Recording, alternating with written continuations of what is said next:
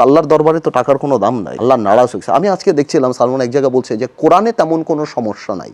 তার মানে আপনি চিন্তা করেন কোন লেভেল পর্যন্ত চলে গিয়েছেন, কাকে কার ভুল ধরা কার সঠিক করা পর্যন্ত হাত চলে গিয়েছে। এই সালমান রহমান পরে একটা কি কাজ করতো জানেন, উনি সব ব্যবসায়ীদেরকে ব্ল্যাকমেইল করতো। যখনই কোনো দুর্যোগ হতো সবাইকে ফোন করে করে 2 কোটি 5 কোটি নিয়ে প্রধানমন্ত্রীর দরবারে নিয়ে যেত। যদি কেউ না যেত তাহলে বলতো উনি জামাত করে, উনি বিএনপি করে। আমি যেটা বারবার বলছি যে আমি এই জিনিসটা ওই অ্যাঙ্গেলেই দেখি যেটা আল্লাহ প্রদত্ত। এই সম্পূর্ণ জিনিসটা হলো আল্লাহর অভিশাপ এবং আল্লাহ দেখিয়ে দিয়েছে যে আমি, এটা কিন্তু ডিফিট না, এটা পতন। আজকে আমাদের দেখা উচিত যে সালমান রহমান একটা মুরগির খোপও পেল না পালানোর জন্য। তার যে লক্ষ কোটি টাকা, তার একটা পরিচিত লোক নাই যে বসবে, এবং আইনজীবীও কিন্তু তার পক্ষে যায় না। এবং আপনি লুক এট দ্য হেট্রেড, মানুষ কিভাবে সেখানে গিয়ে ডিম মারছে, স্যান্ডেল মারছে, ওনার সন্তানরা এগুলি দেখছে না।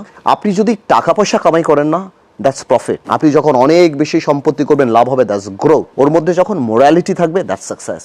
কেলেঙ্কারির সময় মানুষগুলির কি অবস্থা হয়েছে, এবং আমরা জানি আমরা সমাজে যে সরকার অনেকে আত্মহত্যা করেছে এবং তার কোনো বিচার হয়নি। এবং 96ও একই কাজ করেছে, এর আগে ভুয়া প্যারাসিটামল বিক্রি করেছে। এবং এরপর এদেরকে যতই গালিগালাজ করতাম, আমরা দেখতাম যে এই যে বেসিক বাচ্চু বা এই আপনার এই যে ব্যাবের সভাপতি নজরুল সাহেব 15 বছর ধরে, এই সালমান রহমান পরে একটা কি কাজ করতো জানেন, উনি সব ব্যবসায়ীদেরকে ব্ল্যাকমেইল করতো। যখনই কোনো দুর্যোগ হতো সবাইকে ফোন করে করে 2 কোটি 5 কোটি নিয়ে প্রধানমন্ত্রীর দরবারে নিয়ে যেত, এটা রাখতো। যদি কেউ না যেত তাহলে বলতো উনি জামাত করে, উনি বিএনপি করে। তো উনি যেভাবে এই দেশকে ব্ল্যাকমেইল করেছে, উনি যেভাবে পলে প্রশাসনকে ব্যবহার করেছে, এবং এগুলি দিয়ে কি করেছে, এই টাকাগুলি বিদেশে পাচার করেছে, টাকাগুলি নষ্ট করেছে। ওনাদের সন্তানরা বিভিন্ন ইন্ডিয়ান ওই ডিজাইনার টেইলার নায়ক নায়িকা এদেরকে নিয়ে এসে অনুষ্ঠান করেছেন, এবং বিভিন্ন খরচ, এমন না কোনো প্রোডাক্টিভ কাজ করেছেন বা বিদেশি কিছু করেছেন।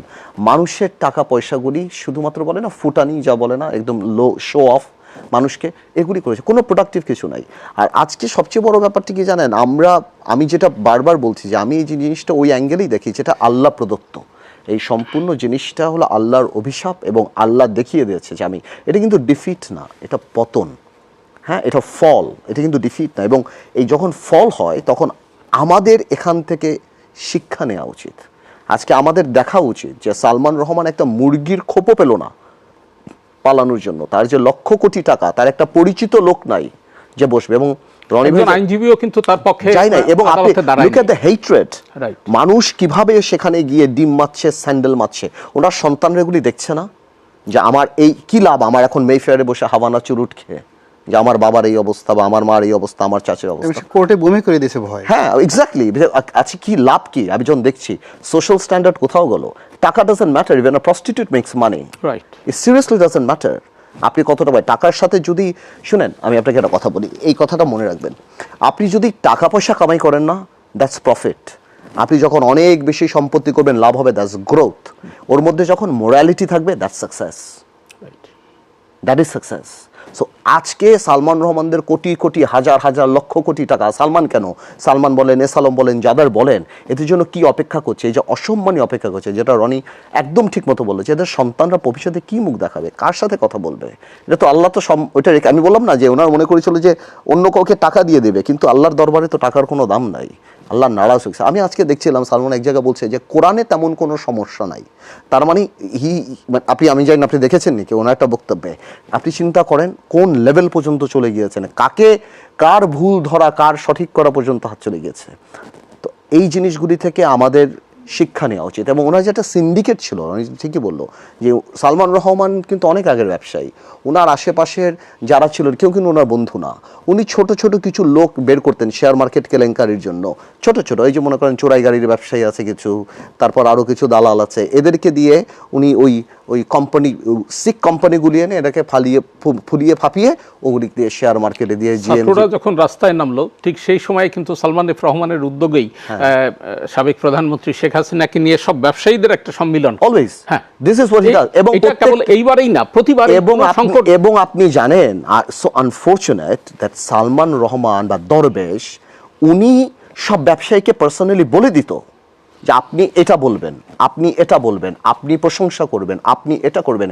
কেউ যদি সত্যি কোনো কথা বলতে চেত, সেটা যদি সালমান সাহেবের এগেনস্টে যেত, সালমান রহমানের এগেনস্টে যেত, তাহলে উনি সেটা বলতে দিত না। এবং উনি আগে থেকে বলে দিত। উনি তো 15 বছর উনি গণভবনের সম্পূর্ণ কেমিস্ট্রিটা জানতো, কার কথা কে শুনবে, কে বুঝবে, কাকে বলতে হবে, উনি সব জানতো। এই জন্য আগে থেকে একটা প্রিকনসিভ আইডিয়া সবার মধ্যে থাকতো। এখন ব্যবসায়ী মানুষরা, সাধারণ মানুষকে দেখেন এই বিসিসিআইটা কিভাবে ধ্বংস করেছে। সালমান রহমানের পায়ের কাছে যে পড়বে সে বিসিসিআই সভাপতি হবে, রাইট, যে পায়ের কাছে পড়বে সে বিসিসিআই সভাপতি হবে। ইলেকশনটা উঠিয়ে দিল, ইলেকশনটা উঠিয়ে দিল, সব তার লোক, সব জায়গায় তার লোক। তো এই লোকরা আপনি কি বলেন, এই লোকরা কি একবার ফাঁসি দেওয়া যায়? এবং পরে যে আবার এই হত্যাগুলির সাথে জড়িত হলো, এই লোকরা আপনি কি করবেন আপনি বলেন? বারবার ফাঁসি দিতে হবে, আপনার দাবি সেটি। যে বিষয়টি আপনি পতনের কথা বলেছেন, এটা পরাজয় না, ডিফিট না, অবশ্যই এটা পতন, এটা পতন। অবশ্যই এই পতন থেকে আমাদের কি শিক্ষা? আমাদের এই শিক্ষা নিতে হবে যে আমি আল্লাহর জমিনে অহংকারের সাথে হাঁটবো না।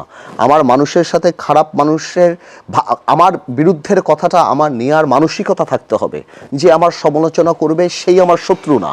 আমি আমার ক্ষমতা দিয়ে যাকে ইচ্ছা তাকে জেলে দিব না, যাকে ইচ্ছা তাকে ক্ষতি দেব না। আমি সম্মানী ব্যক্তিকে সম্মান করব, আমার মধ্যে খোদাত্ব আসবে না। আমাদের মধ্যে বিবেচনায় নিতে হবে, কাফনের কাপড়ে কোনো পকেট থাকে না। শুধু পকেটের ব্যাপারটা না, অনেক মানুষ আছে কিন্তু ফিনান্সিয়ালি করাপ্টেড না, কিন্তু মেন্টালি করাপ্টেড। তারা তাদের বিরুদ্ধে করে কিছু, হ্যাঁ, ইন্টেলেকচুয়ালি মেন্টালি করাপ্টেড, তারা তাদের বিরুদ্ধে কিছু নিতে চায়। আমাদের এই জিনিসগুলি মাথায় আনতে হবে। এবং আরেকটা জিনিস মাথায় আনতে হবে, যদি আমরা দেশকে ভালো, আজকের দিনে কোনো ব্যক্তির পক্ষে দেশ চালানো সম্ভব না, দেশ চালাবে সিস্টেম। আমার মানসিকতা থাকতে হবে, if I am the prime minister of the country, I have to pick up people who are more intelligent than I am. I may be politically qualified. So আমার চেয়ে বুদ্ধিমান ব্যক্তি আমার ক্যাবিনেটে থাকবে, সো দ্যাট আমি ইচ্ছা করলেও আমি করতে পারবো না। দেখেন, আমার নবী করিম সাল্লাল্লাহু আলাইহি ওয়াসাল্লাম, হযরত মুহাম্মদ সাল্লাল্লাহু আলাইহি ওয়াসাল্লামের সূরা কমিটি ছিল। উনিও কিন্তু যদি নেমে জিবরাইল বলে দিত নবী এটা বলেছে সব শেষ না, উনিও ওমর রাদিয়াল্লাহু সাথে কথা বল, আপনার হযরত আলীর সাথে কথা বলছে, আপনার আবু বকরের সাথে, সবার সাথে কথা বলছে। ওনার সূরা কমিটি ছিল, আলাপ হয়েছে, আর্গুমেন্ট হয়েছে। তাহলে তার মানে কি, যদি সেই পৃথিবীর সবচেয়ে বড় রাজনীতিবিদ হয়ে থাকে, উনি যদি পৃথিবীর সবচেয়ে বড় শ্রেষ্ঠ মানব হয়ে থাকে, এই উদাহরণ তো আছেই। তো আপনি যদি কারোর সাথেই কথা না বলেন, কেউই বুদ্ধিমান না, কেউই নাই দুনিয়াতে, কারোর সাথেই কোনো কিছু নাই, লাভ নাই, এই আলোচনা চলবে, আজকে শেষ। হ্যাঁ।